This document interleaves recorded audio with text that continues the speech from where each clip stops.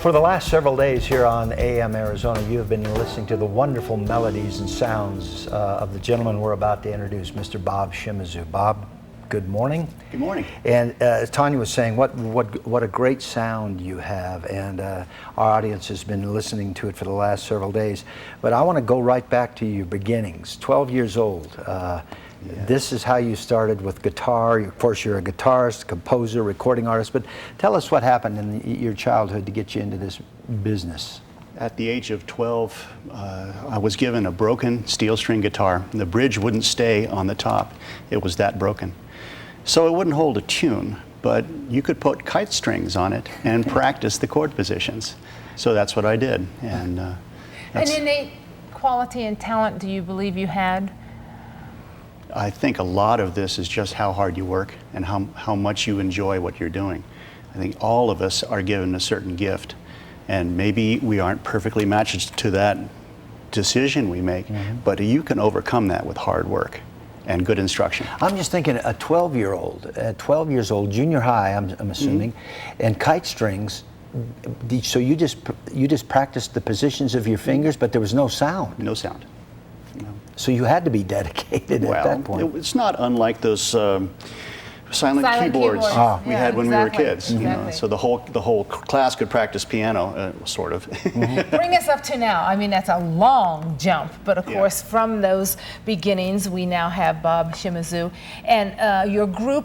You have permanent members in your group. Actually, right now that's in flux. Oh, but I can say this: the people on this album are fantastic. I have David Garfield. He's George Benson's musical director, plays keyboards. Joey DeFrancesco, possibly the world's foremost jazz organist, appears on one cut. Eric Marienthal, he's with Chick Corea, and on his own, of course. He's wonderful, wonderful sax player. Got Lenny Castro. He's a television percussionist. He's been on a lot of albums. Dominic Farinacci, a beautiful young flugelhorn player out of New York City, came and played on Above the Clouds. Mike Florio, my manager, assembled a great cast for this effort. Looking forward, appearances, we'll probably have the Gaines brothers from Phoenix, two great players in the Phoenix area, good studio people. So I always bring good people, and that's going to continue. Do you, obviously you're an extraordinary musician with the guitarist, but you're also a composer. Do you enjoy the composing more or actually playing the guitar?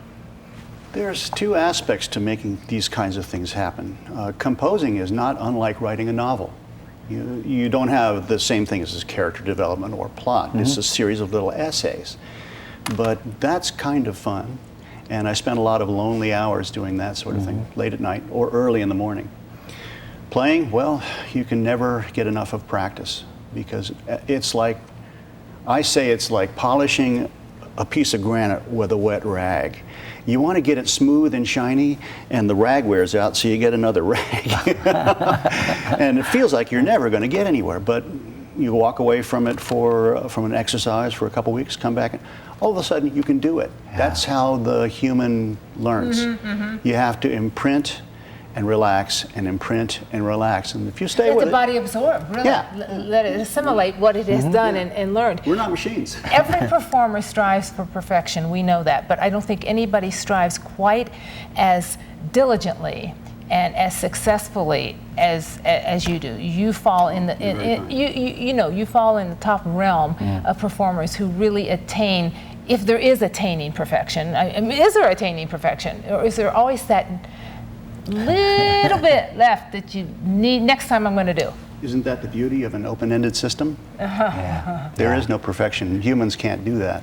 When you're composing, you hear it all in your mind as you're composing this, and do you hear what's ahead of it? Do you hear all parts when you're doing it? No, that's not how it works. No, perhaps Beethoven could have heard 100 strings and horns and you know, all those, but no, I think I start with a melody, something catchy.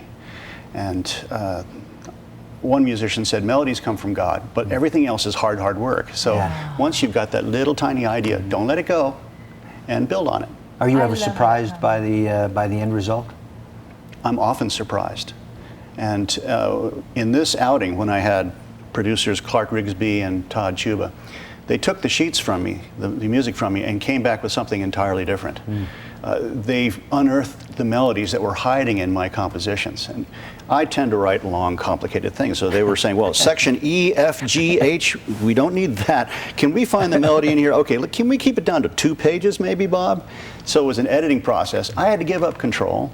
The result is really good. Yeah. But we all know they had the easier job, because we all know, whether it be a manuscript, music, or whatever, I do in my heart feel editing is a little easier than the initial composition. I couldn't completely agree, okay. because the references that Clark and Todd bring to this effort span 40, 50 years of music. You could ask them the discography of any artist, and they would probably be able to reel off the names of those albums from beginning to end. So there's a tremendous amount of reference that they're using as they make these choices. That's true. That's true. I always thought, though, at least you have a starting point. Yeah. It's that start that you have given You them. had to create first. Yeah, but they're fabulous proofreaders. When we come back, we're going to expose you to more of the sounds and sights and information about Bob Shimizu. You stay right there. Thank you.